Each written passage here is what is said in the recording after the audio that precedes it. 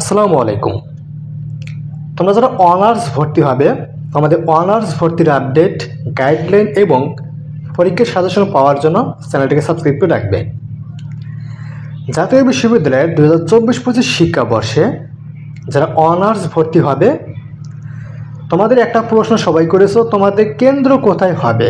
এই বিষয়টি নিয়ে তোমরা একদমই কনফিউজড যে আমরা যে পরীক্ষা দিব এই পরীক্ষার কেন্দ্রটা কোথায় হবে, বা তুমি কীভাবে জানতে পারবে তোমার কেন্দ্র কোথায় দেওয়া হয়েছে এবং সেই কেন্দ্রে গিয়ে তোমাকে ভর্তি পরীক্ষা দিতে হবে।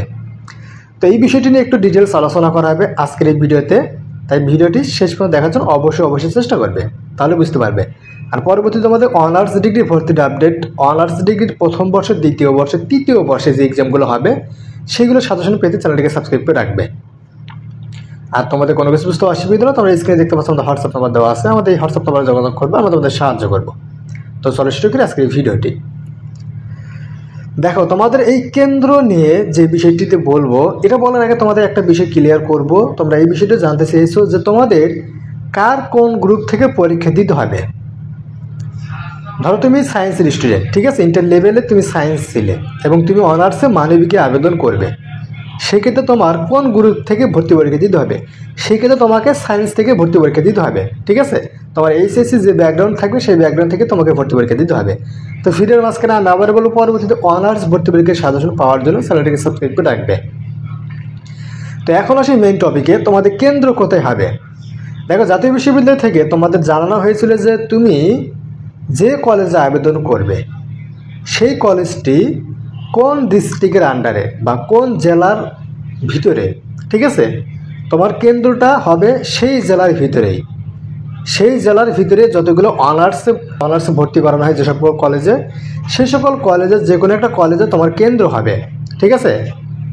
ধরো তুমি গাজীপুরে ভাওয়াল বদরে আলম কলেজে আবেদন করবে, তো এই গাজীপুর ডিস্ট্রিক্টের আন্ডারে যতগুলো অনার্স কলেজ রয়েছে, ঠিক আছে, সবগুলো অনার্স কলেজের ভিতর থেকে যে কোনো একটা অনার্স কলেজে তোমার কেন্দ্র হবে। আর এটা তুমি কীভাবে জানতে পারবে? তোমরা তো জানো তো জাতীয় বিশ্ববিদ্যালয় থেকে তোমাদের অ্যাডমিট কার্ড বিতরণ করা হবে বা অ্যাডমিট কার্ড দেওয়া হবে ভর্তি পরীক্ষার জন্য। অ্যাডমিট কার্ড ছাড়া তো তুমি তো কেন্দ্রে প্রবেশ করতে পারবে না আর ভর্তি পরীক্ষাও দিতে পারবে না। সো এই অ্যাডমিট কার্ডটা যখন দিবে, ওই অ্যাডমিট কার্ডে তোমার রোল নাম্বার দেওয়া থাকবে এবং তোমার ওখানে কেন্দ্র নাম দেওয়া থাকবে। হয়তো বা তোমার ওখানে সাবজেক্টের লিস্টও দেওয়া থাকতে পারে যে তুমি কোন কোন সাবজেক্টে ভর্তি পরীক্ষা দিতে পারবে, মানে তোমার গ্রুপ যা ছিল এইচএসসিতে সেগুলো ওখানে দিয়ে দিবে, জাস্ট আইসিটিটা বাদ যাবে, ঠিক আছে। তোমার বাংলা, ইংরেজি, সাধারণ জ্ঞান, তারপর তোমার গ্রুপ সাবজেক্ট যেগুলো ছিল সেগুলো ওখানে হয়তো ইনক্লুড করা থাকতে পারে, ঠিক আছে। অ্যাডমিট কার্ডটা এখনও দেওয়া হয়নি, সে 10 বছর আগের কথা, কীভাবে ছিল সেরকম করবে কিনা তারও কোনো গ্যারান্টি নেই। তো তোমাদের অ্যাডমিট কার্ড যখন দিবে, ওই অ্যাডমিট কার্ডে তুমি সব কিছু ডিটেলস পেয়ে যাবে কোন কেন্দ্রে ভর্তি পরীক্ষা দিতে হবে। তবে তোমার কেন্দ্রটা হবে তুমি যে কলেজে আবেদন করবে ওই কলেজটা যে জেলার আন্ডারে বা যে ডিস্ট্রিক্টের আন্ডারে, সেই ডিস্ট্রিক্টের আন্ডারে যতগুলো অনার্স কলেজ রয়েছে প্রত্যেকটা অনার্স কলেজে কেন্দ্র করা হবে এবং প্রত্যেকটা অনার্স কলেজে দেখা যাবে যে কোনো একটা কলেজে তোমার কেন্দ্র হবে, ঠিক আছে। আর তোমাদের নতুন একটা নোটিশ প্রকাশ করা হয়েছে জাতীয় বিশ্ববিদ্যালয় থেকে। এখানে তোমাদের বলা হয়েছে যে তোমাদের ভর্তি পরীক্ষার আবেদন কার্যক্রম, প্রাথমিক আবেদন যেটা চলতেছিল, এটার সময়টা বৃদ্ধি করা হয়েছে, ঠিক আছে। 4th টাইম হিসেবে তোমাদের সময়টা বাড়িয়ে দিয়েছে এবং তোমাদের আবেদন কার্যক্রম চলমান থাকবে আগামী এপ্রিল মাসের 25 তারিখ পর্যন্ত। যারা এখনও আবেদন করেনি তারা আবেদন করে নেবে এবং আবেদন করার পর তোমাদের আবেদন ফর্ম এবং টাকা 700 টাকা কলেজে জমা দেওয়া লাগবে।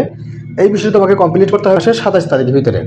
এবং তুমি যখন কলেজে টাকা এবং ফর্ম জমা দিবে, সরাসরি হোক বা অনলাইনের মাধ্যমে হোক, জমা দেওয়ার পরে কলেজ কর্তৃপক্ষ তোমার আবেদনটি রিসিপ্ট করিয়ে নিবে অনলাইন থেকে 28 তারিখের ভিতরে, ঠিক আছে। এই 3টা কাজ তোমাকে করতে হবে যারা আবেদন করেনি তাদের ক্ষেত্রে। সো তোমাদের এখানে প্যারা নেওয়ার কোনো কিছুই নেই, তোমাদের ভর্তি পরীক্ষায় পিছানো হবে না, ঠিক আছে। তোমাদের জাতীয় বিশ্ববিদ্যালয় থেকে এই নোটিশ অনুযায়ী তোমাদের ভর্তি পরীক্ষায় পিছানো হবে না, তোমাদের ভর্তি পরীক্ষা নির্ধারিত সময়ে হবে। সো তোমরা সেইভাবে প্রিপারেশন করতে থাকো। তোমরা জয়কলি বই পাবে, দিগদর্শন বই পাবে, ব্যতিক্রম বই পাবে, যার যেটা আছে সেটা নিয়ে তোমরা ভালোভাবে প্রিপারেশন নিতে থাকো। দেখবে তুমি ভর্তি পরীক্ষায় 100 মার্কসের ভিতরে 35 মার্কস ইজিলি তুলতে পারবে, ঠিক আছে। 5 মার্ক হলো 35 তুমি ইজিলি তুলতে পারবে। সেটা ছিল ভিডিওটি কেমন লাগলো অবশ্যই কমেন্ট করে জানিয়ে দিবে। ভিডিওটি ভালো লাগলো অবশ্যই লাইক করবে, চ্যানেলটিকে সাবস্ক্রাইব করে রাখবে পরবর্তীতে অনার্স ডিগ্রি ভর্তির আপডেট পাওয়ার জন্য। আর কোনো কিছু বুঝতে অসুবিধা হলে আমাদের ভিডিওর ফার্স্ট কমেন্টে হোয়াটসঅ্যাপ নাম্বার পেয়ে যাবে, সেই হোয়াটসঅ্যাপ নাম্বারে একটু যোগাযোগ করবো, আমরা তোমাদের অবশ্যই সাহায্য করবো। তো আজকের মধ্যে এখানে শেষ করবো, সবার থাকবে।